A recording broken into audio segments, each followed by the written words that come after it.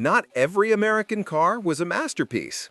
Today, we're counting down 8 of the ugliest designs to ever roll off American assembly lines. These are vehicles that made people question what the designers were thinking.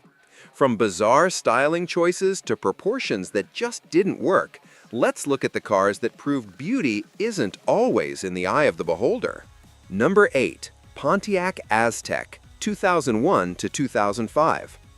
The Pontiac Aztek consistently ranks as one of the most polarizing designs in automotive history. With its angular plastic cladding, multiple body lines going in different directions, and a front end that looked like it was assembled from leftover parts, this crossover became infamous the moment it debuted. The designers tried to create something futuristic and rugged, but the execution resulted in a vehicle that looked unfinished. Despite having practical features like a built-in tent package and versatile cargo space, the Aztek's appearance was so off-putting that it sold poorly throughout its entire production run. General Motors discontinued it after just 5 model years, and it's widely credited as one of the factors that led to Pontiac's eventual demise. The Aztek has become a cultural symbol of bad automotive design, though it has gained some ironic appreciation in recent years. Number 7. AMC Pacer, 1975 to 1980.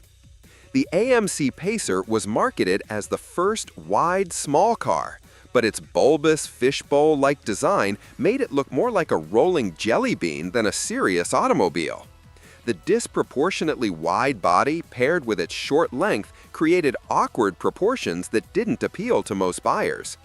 The massive amount of glass was intended to create an airy cabin, but it just made the car look even more unusual from every angle. AMC's attempt to be innovative resulted in a vehicle that aged poorly even during its own production run. Sales dropped significantly after the first year, and the Pacer struggled to find an audience. The asymmetrical doors, with the passenger side being longer than the driver's side, added to its odd appearance.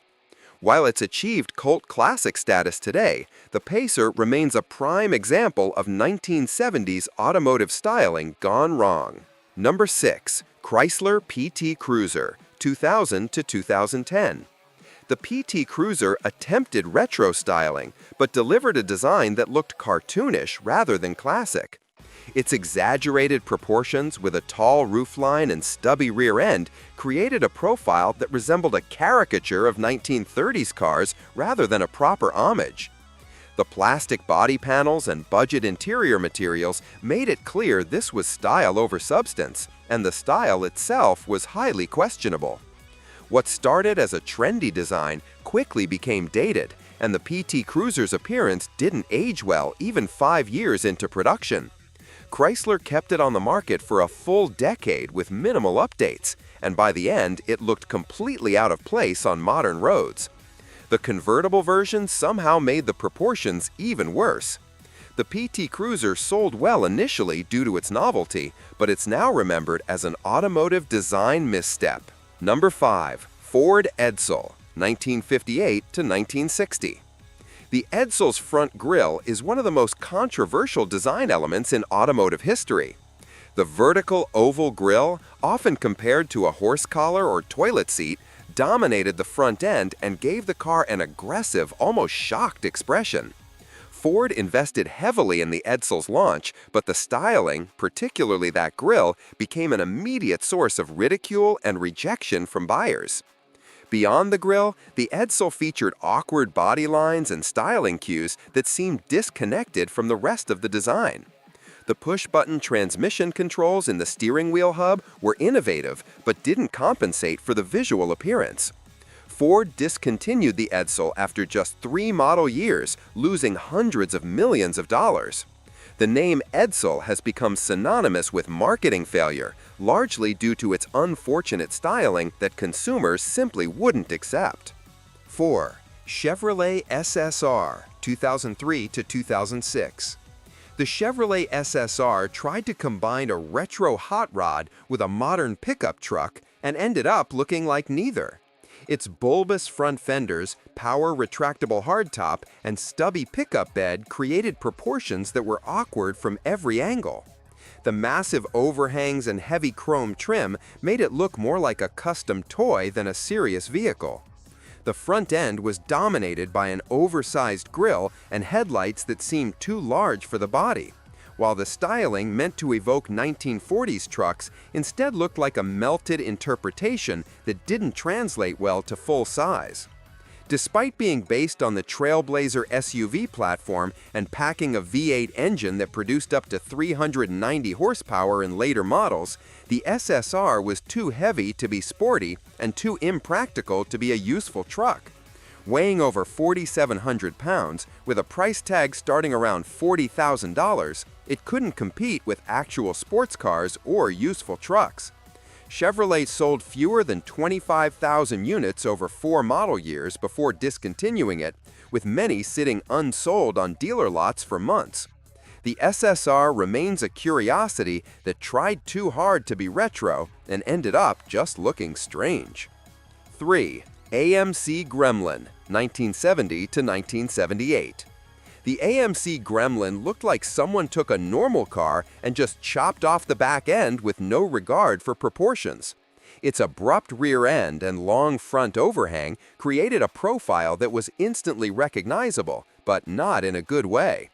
AMC literally created the Gremlin by cutting down their Hornet model, removing 15 inches from the rear, and it showed in the awkward execution that made it look unfinished. The truncated design resulted in a vehicle that appeared as if the designers simply gave up halfway through the project. The name Gremlin didn't help its image, referencing the mythical creatures blamed for mechanical problems. While it was fuel efficient and affordable, with a base price under $2,000, the styling was so polarizing that it became a punchline in automotive circles. Despite selling over 670,000 units during its production run, mostly during the fuel crisis, the Gremlin is remembered today as one of the stranger-looking cars of the 1970s. Even AMC seemed to acknowledge the design issues, making numerous styling updates throughout its life in attempts to improve its appearance. But the fundamental proportions remained problematic until the end. 2. Buick Rendezvous, 2002 to 2007. The Buick Rendezvous looked like it was designed by committee with no one agreeing on what it should be. Its tall, blocky body, combined with a front end that tried too hard to be aggressive, resulted in a crossover that was simply unattractive from every angle. The plastic body cladding, oversized headlights, and awkward proportions made it look more like a minivan having an identity crisis than a premium Buick product. The side profile was particularly unflattering, with a tall roofline that made it look top-heavy and windows that seemed too small for the massive body panels. The design aged poorly even during its production run, and by 2007 it looked completely outdated compared to competitors. Buick positioned it as a luxury crossover with features like available all-wheel drive and a third-row seat, but the styling suggested otherwise, with its cheap-looking trim and unrefined body lines. Sales were modest at best, with around 260,000 units sold over 6 model years. The Rendezvous shared its platform with the Pontiac Aztek, which should have been a warning sign, and it's been largely forgotten except as an example of early 2000s automotive design at its worst. 1. Pontiac Transport, 1990 to 1996. The Pontiac Transport featured one of the most bizarre front-end designs ever put on an American vehicle. The steeply raked windshield at 68 degrees and plastic nose cone created a profile that looked more like a spaceship than a family minivan. The unusual proportions and strange angles made this van instantly recognizable, but for all the wrong reasons, earning it the nickname Dustbuster after the handheld vacuum cleaner it resembled. The plastic body panels were covered in geometric patterns and cladding that aged poorly, often fading to different colors within a few years, while the massive A-pillars created dangerous blind spots that made driving more hazardous than conventional minivans. Despite Pontiac's attempts to market it as a futuristic people mover, the Transport sold poorly compared to more conventional minivans from Chrysler and Ford, managing only about 34,000 units in its first full year. The poor outward visibility caused by the extreme windshield angle was a significant practical problem that matched the aesthetic one. It was completely redesigned after 6 years into something much more traditional, effectively admitting the original design was a mistake.